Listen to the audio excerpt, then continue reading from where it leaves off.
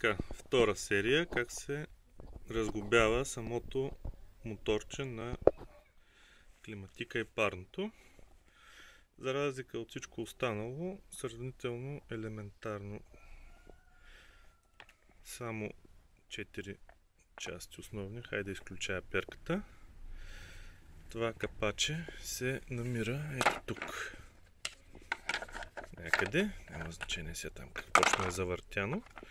И тая пластмаска просто се една щипка. Ето се отваря, нищо особено. Там ще се видят ето тези болчета.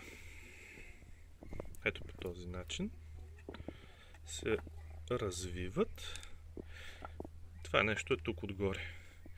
След което двигателя внимателно се избутва навън и е готов за обработка с ето този инструмент за почистване. Да, това е.